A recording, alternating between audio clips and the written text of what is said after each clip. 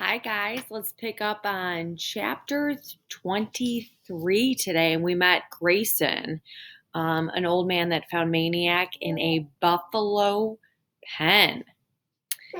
Grayson got the crimpets all right. He bought a whole box of 3 packs with 10 packs to a box. That was 30 butterscotch crimpets. Maniac thought he must have climbed out of that buffalo pen right into heaven.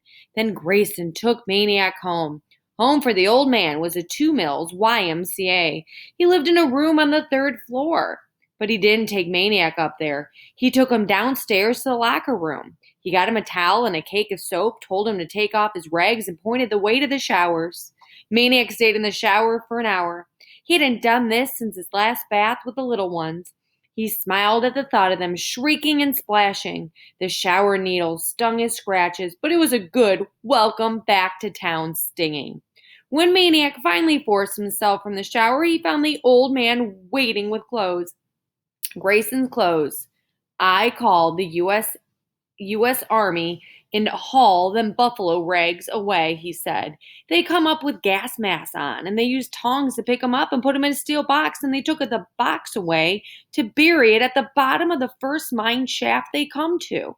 Maniac couldn't stop laughing. Neither could Grayson, especially when he got a load of the kid drowning in his clothes. An hour later, after a minor shopping spree, Maniac had clothes of his own. For the rest of the afternoon, they cruised around town, talking and eating crumpets. So, said the old man, now what are you going to do? Maniac thought it over. How about a job? I could work for the park, like you. Grayson didn't answer that. He said, where do you think you're going to stay? Maniac's answer was prompt. The baseball room. It's perfect. A tiny idea was beginning to worm its way into Grayson's head. He could barely feel it as it brushed by all the claptrap in his brain. He ignored it. He said, what about school? Maniac was silent. Some butterscotch icing had stayed behind on a wrapper. He scooped it up and mopped it from his finger, wishing it were Mrs. Beale's and not his own. Grayson, who was not comfortable asking questions, was even less comfortable waiting for answers. I said, what about school? Maniac turned to him. What about it? You gotta go. You're a kid, ain't you? I'm not going. But you gotta, don't you? They'll make you. Not if they don't find me. The old man just looked at him for a while with a mixture of puzzlement and recognition, as though the fish he had landed might be the same one he had drowned away long before. Why? He said. Maniac felt why more than he knew why. It had to do with homes and families and schools, and how a school seems sort of like a big home, but only a day home, because then it empties out.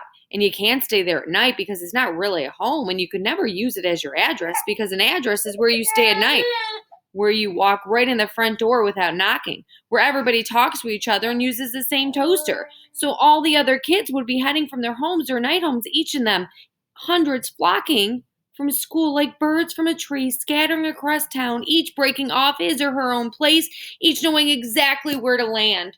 School, home. No, he was not going to have one without the other. If you try to make me, he said, I'll just start running. Grayson said nothing. What the kid said actually made him feel good, though he had no idea why. And the brushing little worm of a notion was beginning to tickle him now. He kept on driving.